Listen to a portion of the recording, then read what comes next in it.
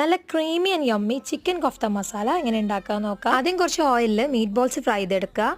അത് ഫ്രൈ ആയാൽ അതേ എണ്ണയിൽ തന്നെ കുറച്ച് ബട്ടർ ഇട്ട് കൊടുത്ത് ഈ മസാലകളൊക്കെ ഇട്ട് കൊടുക്കുക. ചെറിയ ഫ്ലെയിമിൽ വെച്ചിട്ട് വേണം കേട്ടോ മസാല ഇടാൻ, ഇല്ലെങ്കിൽ പിന്നെ കരിയും. അതൊന്ന് മിക്സ് ആക്കിയ ശേഷം അതിലേക്ക് ഉള്ളി, ഇഞ്ചി, വെളുത്തുള്ളി പാടെ അരച്ചത് ഇട്ട് കൊടുക്കുക. ഒരു 3-4 മിനിറ്റ് കഴിഞ്ഞാൽ അതിൽ തക്കാളി അരച്ചത് ഒഴിച്ചു കൊടുക്കുക. പച്ചമുളകിനെ എണ്ണയിൽ ചെറുതായിട്ടൊന്ന് ഫ്രൈ ചെയ്തിട്ട് ഇട്ട് കൊടുത്ത് നേരിട്ട് വേണമെങ്കിൽ ഇട്ട് കൊടുക്കാം. ഇനി സോക്ക് ചെയ്ത് വെച്ചിട്ടുള്ള അണ്ടിപ്പരിപ്പും തൈരും പാടെ അരച്ചിട്ട് ഒഴിച്ചു കൊടുക്കാം. നല്ല പേസ്റ്റായി അറിയണം കേട്ടോ, എന്റെ നല്ലോണം അറിഞ്ഞിട്ടില്ല. കുറച്ചു നേരം അരച്ച് വെച്ച് വേവിച്ച ശേഷം നമ്മൾ ഫ്രൈ ചെയ്ത് വെച്ചിട്ടുള്ള മീറ്റ് ബോൾസ് ഇട്ട് കൊടുക്കാം. ഇനി നല്ലോണം ഒന്ന് മിക്സ് ആക്കിയിട്ട് കുറച്ചു നേരം തിളപ്പിക്കുക.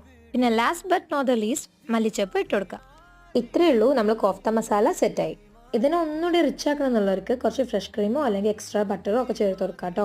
ഇതിൻ്റെ ഇടയിൽ ഞാൻ കസൂരി മേത്തി ചേർത്തിട്ടുണ്ടായിരുന്നു കേട്ടോ, ഞാൻ പറയാൻ മറന്നു. ഇതിന്റെ ബെസ്റ്റ് കോമ്പിനേഷൻ വരിക പൊറാട്ട, ബട്ടർ നാൻ ഒക്കെയാണ് കേട്ടോ. അപ്പോൾ റെസിപ്പി എല്ലാവർക്കും ഇഷ്ടമാണെന്ന് വിചാരിക്കണം. അപ്പോൾ ഇഷ്ടമായെങ്കിൽ പ്ലീസ് ലൈക്ക്. നിങ്ങളുടെ അഭിപ്രായങ്ങൾ കമന്റ് ചെയ്യുക. Thank you.